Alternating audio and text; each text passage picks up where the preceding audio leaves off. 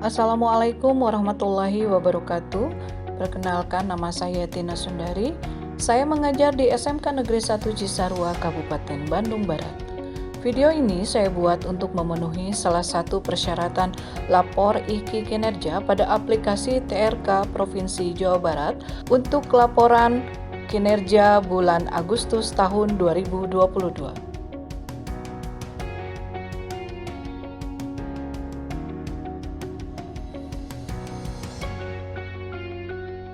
Kondisi pandemi yang telah berlalu masih menyisakan banyak PR bagi dunia pendidikan.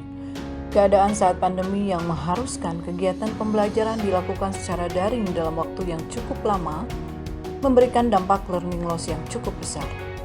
Akibat hal tersebut, kita mengalami ketertinggalan belajar atas banyak hal, di antaranya pembangunan karakter yang tidak maksimal, motivasi belajar siswa yang menurun drastis, dan dampak yang paling besar adalah mengalami ketinggalan materi pelajaran. Learning loss adalah istilah yang mengacu pada hilangnya pengetahuan dan keterampilan, baik secara umum atau spesifik, atau terjadinya kemunduran proses akademik karena suatu kondisi tertentu.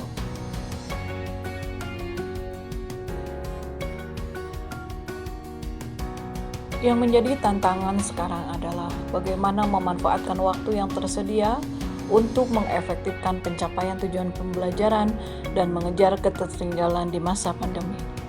Tentunya harus ada upaya inovatif.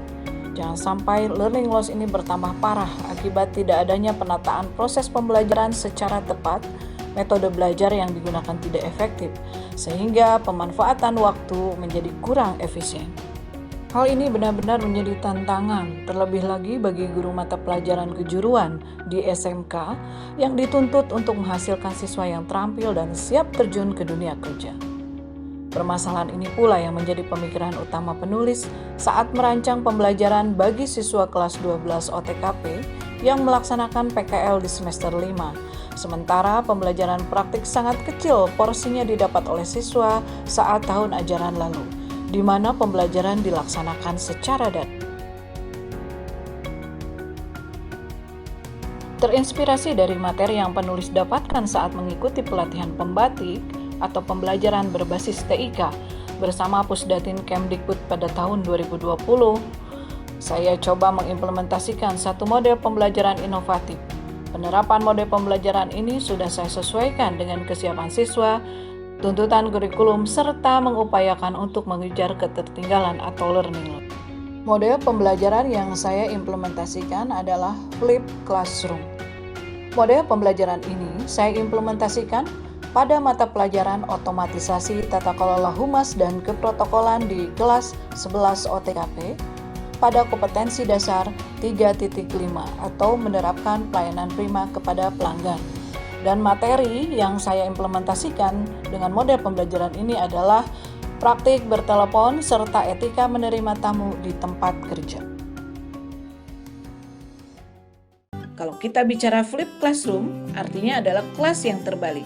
Dulu saat kita melaksanakan pembelajaran secara konvensional, di sekolah guru melakukan aktivitas mulai dari penyajian materi pembelajaran, diskusi kelompok, dan membuat simpulan belajar.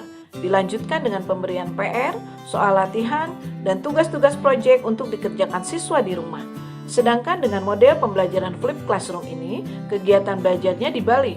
Di rumah, kegiatan siswa adalah memahami materi pembelajaran dalam bentuk digital atau video pembelajaran, mencatat poin-poin penting, dan mengidentifikasi hal-hal yang belum dipahami dalam bentuk pertanyaan, serta mengerjakan tugas.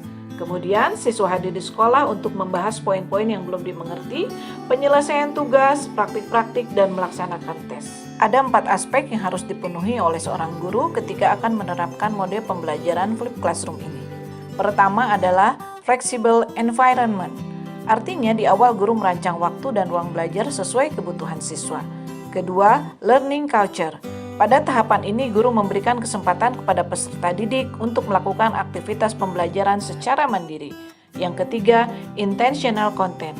Artinya guru mengutamakan konsep yang digunakan dengan pemberian instruksi langsung agar mudah difahami oleh peserta didik dengan caranya sendiri. Dan yang keempat adalah profesional edukator.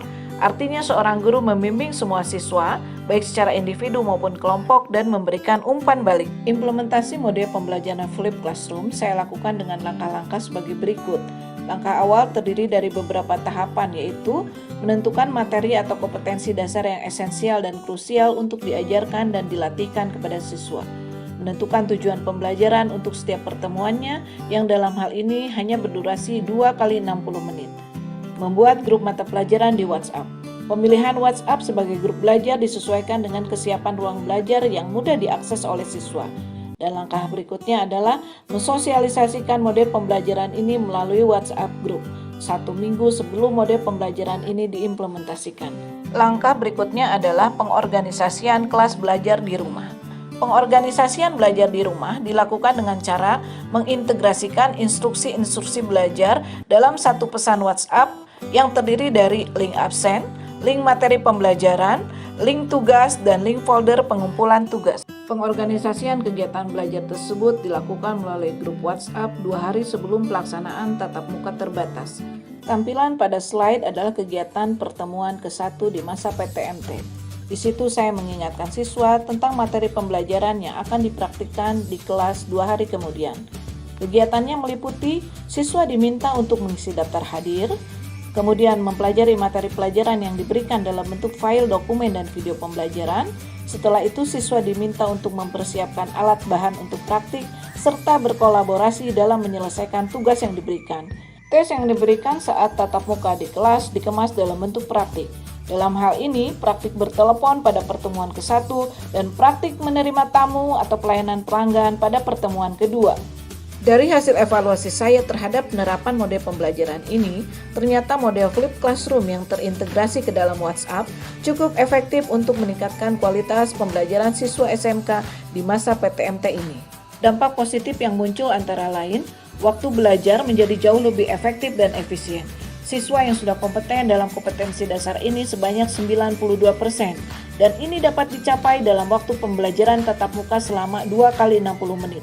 Yang sebelumnya dengan mode pembelajaran konvensional, penguasaan kompetensi dasar ini harus ditempuh dalam waktu 6 kali 60 menit. Sehingga waktu untuk tatap muka yang sangat terbatas dapat dimanfaatkan untuk melatih kompetensi yang lain, yang pada akhirnya akan meminimalisasi learning loss. Motivasi belajar siswa menjadi meningkat karena siswa dapat mengulang-ulang video sehingga siswa bisa benar-benar memahami materi pembelajaran. Kepercayaan diri siswa juga meningkat karena proses pembelajaran praktik dilakukan dengan cara berkolaborasi. Dan dampak positif yang lain adalah proses belajar menjadi lebih menyenangkan.